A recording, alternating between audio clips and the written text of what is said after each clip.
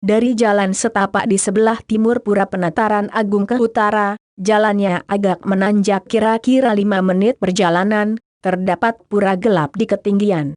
Pelinggih pokok berupa meru tumpang tiga di sana distanakan Hyang Iswara, di samping sebuah padma, Palinggih Ciwalingga, bebaturan Sata Petala, Balai Pewedaan dan Balai Gong. Piodalan di pura gelap jatuh pada hari Soma Kliwon Wariga dan Aci Pengentek Jagat pada setiap hari purnama Sasih Karo. Disinilah pura tempat umat maturan dan memohon kedamaian pikiran dan kesejahteraan hidup sesuai dengan makna pengacinya yang disebut Aci Pengentek Jagat. Pada waktu karya-karya di Pura Besakih semua pengangge-pengangge di pura ini berwarna serba putih. Wadawakya memuja Batara Iswara. Aham Rudra Bhir Fasubih Carami Aham Aditya Rutafis Fadafayah, Aham Mitra Farunob Habib Harmi Aham Indragni Aham Asfinobha. Veda X 125, 1. Maksudnya, aku gerakan kekuatan alam menjadi tenaga dan kekayaan. Aku bercahaya menjadi kekuatan yang cemerlang. Aku menyangga sumber kekuatan alam dalam wujud air dan cahaya. Aku adalah pusat energi, cahaya sebagai kehidupan yang datang dari matahari, udara, api dan segala kekuatan alam yang berguna. Pura Besakih sebagai tempat pemujaan Tuhan adalah simbol buana agung.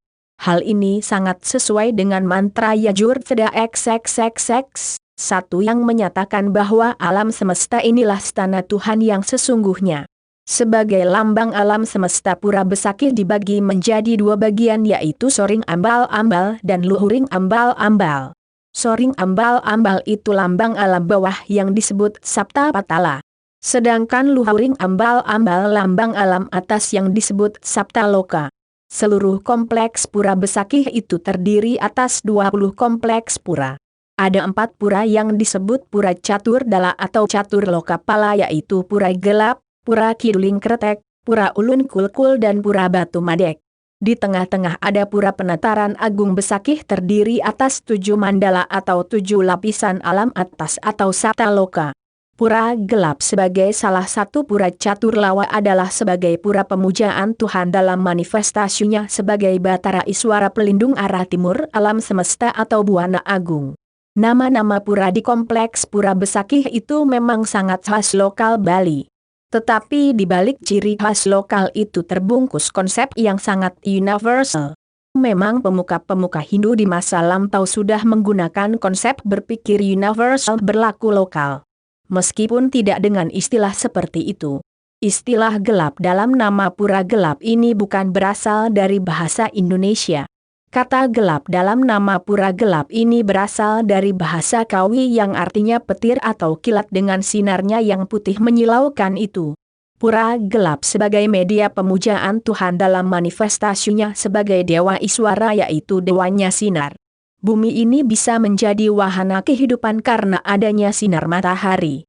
Sinar matahari inilah sebagai pemimpin sumber-sumber alam lainnya sehingga berfungsi memberikan kehidupan pada isi alam ini. Tumbuh-tumbuhan meskipun disiram dengan air yang memadai tidak akan bisa hidup tanpa kena sinar matahari. Karena itu dalam kutipan mantra Veda di atas dinyatakan Tuhan dalam wujud cahaya matahari itulah sebagai sumber kekuatan alam. Rohani orang-orang suci pun akan semakin kuat dengan meditasi pada cahaya alam tersebut. Karena itu pada zaman dulu, konon, Pura Gelap ini tempat meditasi para pandita maupun orang yang menyiapkan diri menjadi pandita. Pura ini juga dinyatakan sebagai penegak dan pemelihara kesucian kependitaan. Pura Gelap lambang dari pusat sinar Buana Agung. Dengan sinar alam semesta ciptaan Tuhan ini semua kekuatan unsur alam ini menjadi berfungsi sebagai sumber kehidupan semua makhluk hidup penghuni alam ini.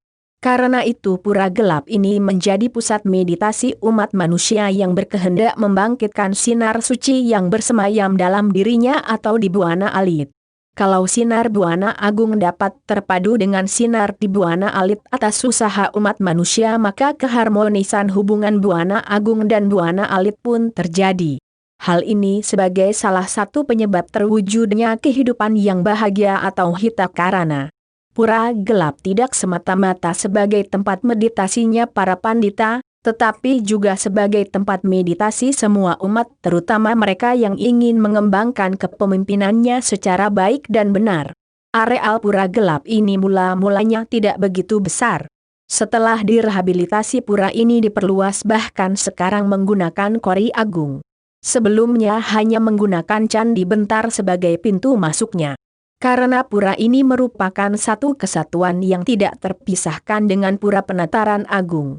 Sebelumnya hanya pura Penataran Agung yang menggunakan kori agung atau juga disebut Candi Kurung.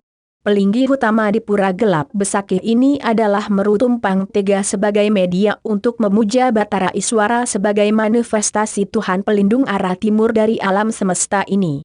Batara Iswara juga sebagai dewa kecemerlangan dan kecerahan dari Buana Agung dan Buana Alit. Atap Meru yang bertingkat-tingkat itu lambang pengelukunan Dasaksara dan lambang urip Buana.